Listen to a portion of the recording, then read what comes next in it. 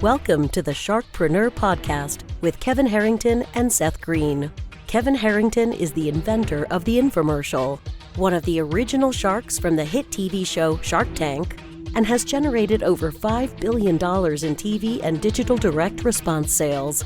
Seth Greene is the world's first trusted authority on cutting-edge direct response marketing, a best-selling author, and the only 3-time Marketer of the Year nominee. On the podcast, Kevin and Seth interview sharkpreneurs who share straight talk on what it takes to explode your business.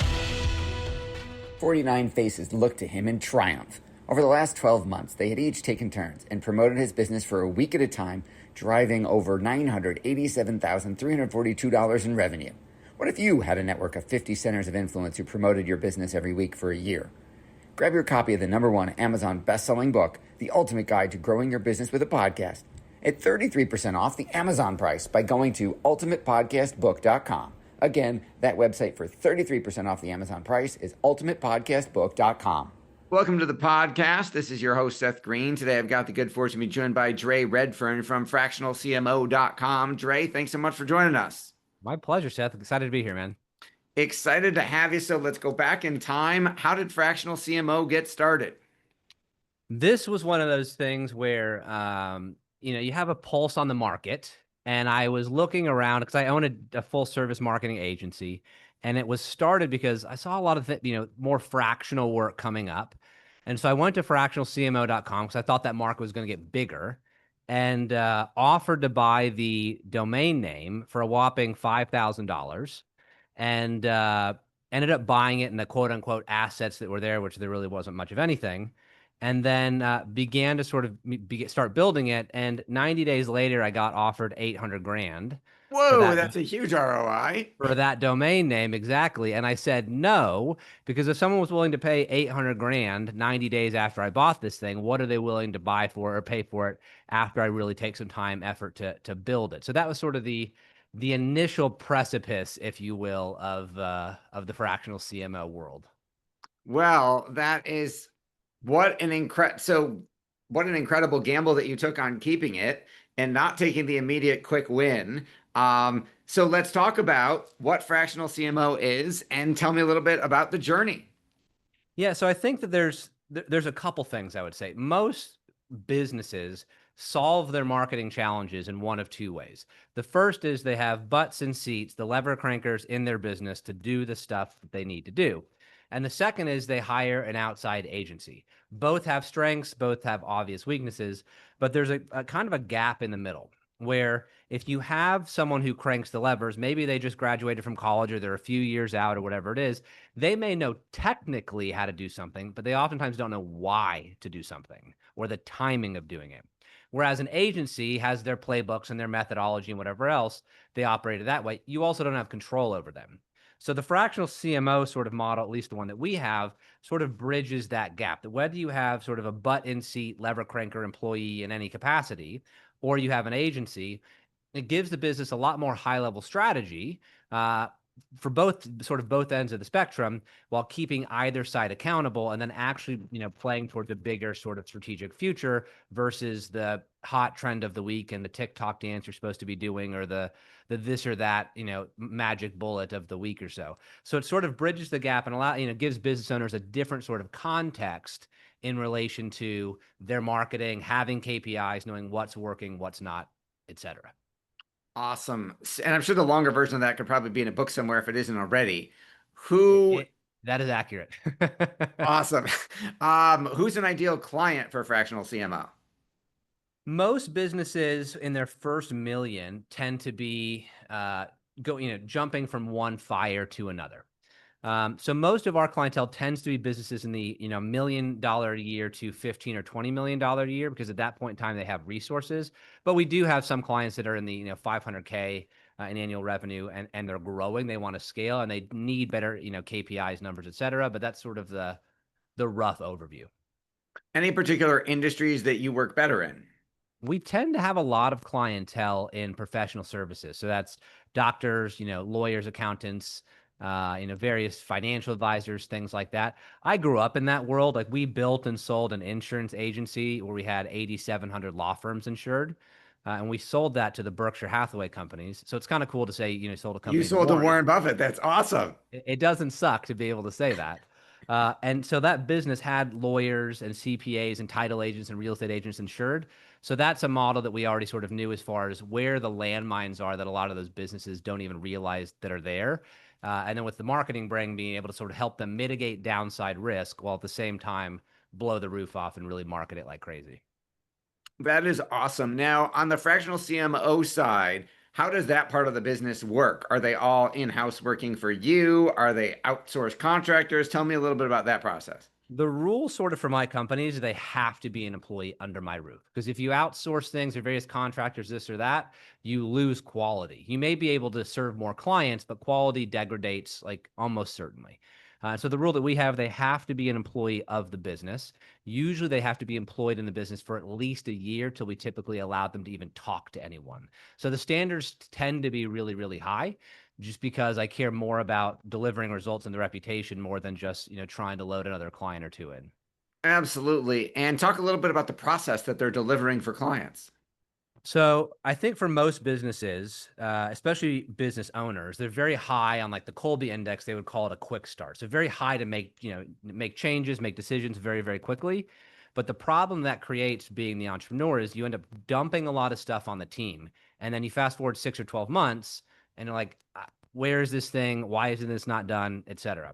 So what we do is we start with a front end audit for all of our clientele. Basically, we go through their SEM, like their search engine marketing, their SEO, their search engine optimization, any paid ads. We have a 71-point website checklist. We go through all of the sort of variations of the website, email deliverability, email nurture, and a variety of other sort of capacities to really make sure they're playing with the full deck, or at least they know what is working and what is not in the business. Because oftentimes we throw good money after bad, and you just keep throwing stuff in, out there without even knowing if it's really working or not. So we sort of help them with that, stop the stuff that's not working, and then optimize more of the stuff that is. And if you only did those two things, marketing just tends to work better from the get-go that way. So that's how we start our relationships. And then from there, we've got a variety of ways that we sort of help clientele on a weekly or monthly basis going forward, helping them with KPIs and the high-level strategy, et cetera, just sort of a way to stay with them and make sure the plan is actually getting executed the way that it should be. That's awesome. And you have helped a large number of businesses through this process. Can you talk a little bit about one or two case studies in terms of what their issues were when they came to you and then kind of the magical transformation you guys were able to pull off? Yeah, I'll give you two examples literally from the last week or 10 days. One of them was a relatively large, like CPG brand, like a consumer product brand, and several million a year in revenue. But the agency that they were working with was having their fees sent to them on a spreadsheet. They could never really understand what, how they were breaking it down. The relationship has sort of been on the rocks for a bit. We went through all of the numbers, including the fees, commissions, ads, everything else that was there, and found out that instead of 10% that the agency was charging, they were charging them 17.5%, but they obfuscated all of the numbers, making it really, really difficult for them to like determine what was, what was what. So the company just kept paying it to the tune of just in the last quarter, an extra $35,000 in unnecessary spend that Wow. was over the contracted value. So that immediately paid for our audit a few times over, just that one thing, not to mention all of the other sort of things that we found. Another one was a plastic surgeon we did one for, where if you look at the website as it was, and this is just one example, the phone number was their phone number. And that's great. That's how it should be. You ideally want to have your phone number on your website. However, when you shrink it down to the mobile version, the phone number changed. So the web developer or whoever was there didn't update that fact. Maybe they built it off another template or something along those lines. And it was a number for another plastic surgery center. Oh So my God. basically, whoever built the site cloned someone else's that was out there. And our clients were driving leads to a business, and more than half of traffic these days is on mobile.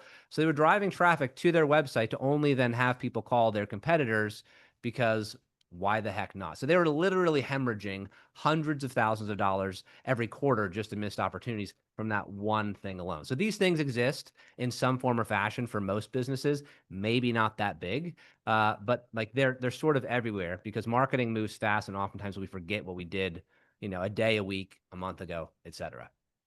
Absolutely. You just, I mean, you segued perfectly into the next question. With marketing and social media and the online landscape changing so fast, how do you keep up with it all? How do you stay on top of it all? I don't personally do it. So what I do on Fridays is I have my team like, hey, leave it Friday at noon. If you got a doctor's appointment, you're going to do whatever else, go do that. Go have your, your weekend fun. But I'd like you to stay till at least 4 and play. Just play. Learn the new AI tools. We'll pay for everything and figure out what's there. And just so we can always have a better idea of sort of what's going on in the marketplace. And then on Tuesdays, each of those people report back what they did, what they played with, what worked, what didn't. So we have a really good pulse on the coolest, newest AI tool, even though most of them are sort of just, shiny object trash. But it allows us to have a really good pulse on the entire market, the tools, and sort of what is working and what's not sitting out there. So it's a slight monetary investment to be able to do that, but it sort of gives us a competitive advantage instead of just waiting for the most, coolest influencer to share whatever their AI hack is or whatever else. Absolutely. And thank you for teeing up my next question as well, which is how has AI affected your business and how are you implementing it and helping clients use it to make them more productive and profitable? Yeah, AI is just going to be, I think, just average every day. I think we're going to even stop using the term AI in 6 or 12 months because it's just business as usual.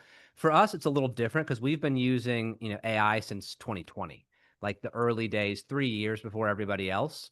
Some of the early, API versions of ChatGPT. So for us, it's half a decade at this point of playing with it. And so that helps quite a bit of being able to steer people in the right direction of which LLM makes the most sense for them. And they all have their benefits, a Claude, a Perplexity, a ChatGPT, a Gemini, whatever it is. They all have their strengths and weaknesses.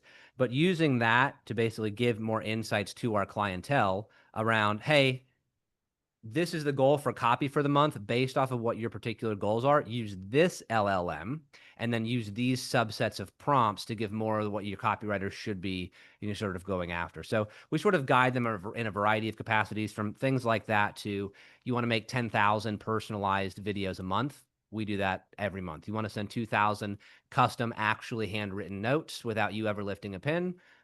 You can do that. So there's a variety of ways you can tie AI into having a better prospect and client experience, as well as, obviously creating more productivity inside the business. That makes a lot of sense. You've helped so many businesses. What's your biggest challenge now? My biggest challenge is that I want to be doing it all still. And it's tough as the entrepreneur. Like I run, full service agency. I run Fractional CMO. I got my hands in several different other cookie jars.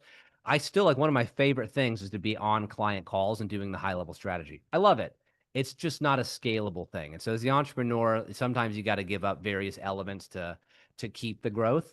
But that's probably one of the things, is just doing some of the things that I grew up loving, doing this for the past 15 years. Your passion is obvious. What do you like best about what you're doing now? Taking someone from where they're at and making just a few small changes to have profound, success or revenue, whatever the goal is on the back, is one of my favorite things. Like the saying, small hinges swing big doors. I love being a small hinge for a lot of businesses. That is awesome. We serve a great deal of professional practices, so we'll definitely have to catch up on that. For our folks who are watching and listening and want to learn more, where is the best place for us to send them? Easy. You can just go to fractionalcmo.com, like fractional chief marketing officer. There you can buy, our book. There's our marketing diagnostics. So if you want to have your marketing sort of fixed or take a look at in less than 10 minutes, you can have it sort of broken down by our framework, which is called Anchor, Attract, Nurture, Convert, Humanize, Optimize, and then Retention, Recurring Revenue. Most businesses lack at least 2 of them. So you can get that done very inexpensively for, a couple bucks here or there. But that's the easiest way that we can sort of help in any capacity, I would say.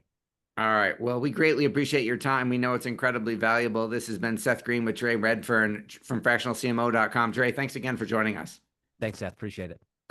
Likewise, thank you all for watching or listening. We will talk to you or see you next time. Why do so many businesses struggle while others seem to explode overnight?